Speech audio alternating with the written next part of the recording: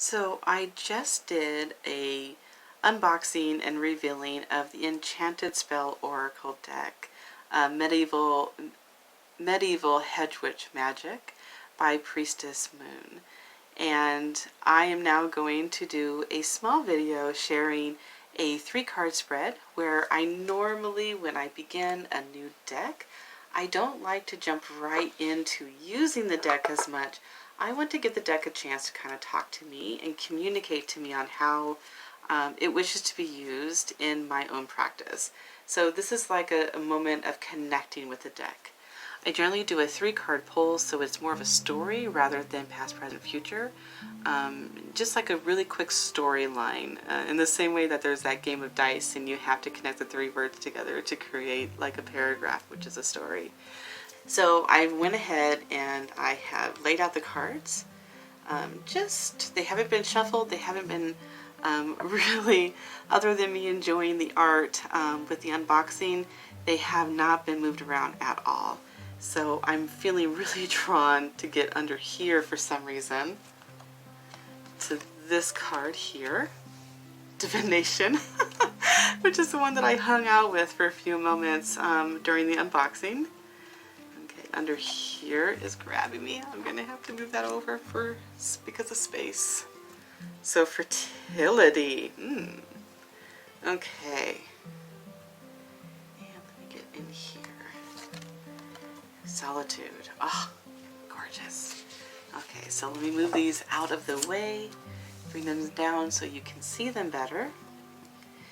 And then I do not throw my own intuition into it. Kind of defeats the purpose of the deck speaking to me. I go right to the book as the artist intended for them to be connected with. So divination. So the book is in alphabetical order, which makes it really easy since I noticed that there wasn't a numbering system. We're just going to go over to D for divination. When the Priestess of Divination appears, it is time to retreat from the noise and demands of the world and create a sacred space.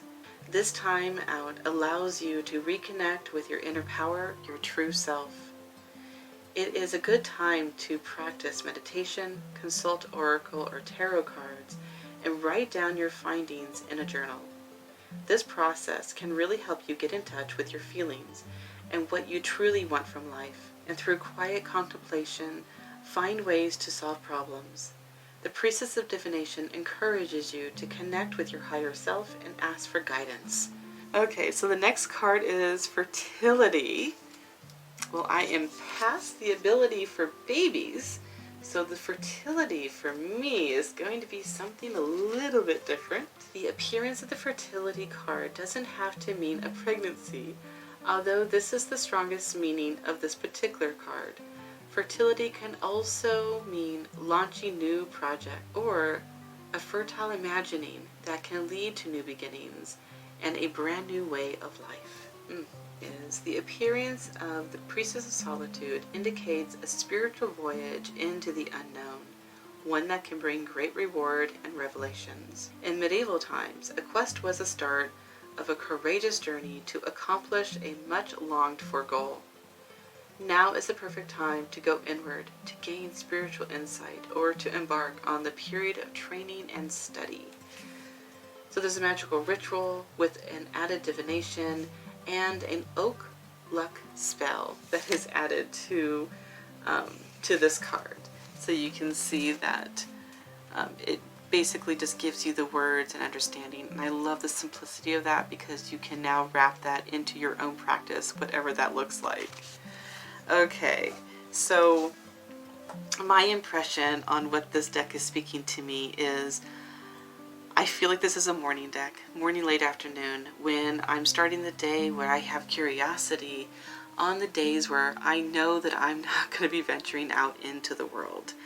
I feel like this is going to be a very personal deck, talking about probably the more simple things, seeing the more simple things in life, the simple things within magic, and not going too heavy into thought, but allowing just like the basic emotions connected into my day, into my magic, into my self-identity and who I am, to go ahead and speak through this deck. I really feel that this is going to be a good deck for dream journaling, for any kind of perspective within understanding like spring and understanding my connection to these herbs. I love gardening. I am such a garden nerd, and I feel like I don't know anything. I'm always amazed by the way that plants teach me new things every single day. And so I really feel that this deck is going to be like my, I don't know, like the word that's coming to me is like my Saturday deck. It's going to be that deck that is going to be just for me. I don't want to use this deck for any big questions. I don't want to use this deck for like any divination on my future. It really does feel like a deck for me personally, for in the moment, when I'm just doing the things that are about me and doing that self-love, that self-appreciation, and having the time to understand and give name to what those things are in my life. Yeah, so the gardening, oh gosh, I'm so excited for this deck. Okay, so the divination, fertility, and solitude really does speak to me. I'm really in this place of like pulling together and wanting to get back into focusing on getting my business online and all of those things of new beginnings. And so even though I didn't want to make this like my personal intuition, this reading is really speaking to me, and I think that this deck is going to be a beautiful deck to work with. Yeah, so hopefully you have enjoyed this little 3-card spread and the way that I introduced myself to cards and sharing that with you all. Hopefully you're having a beautiful day wherever you are. Thanks for spending a few moments of your day with me, and as always, happy witching.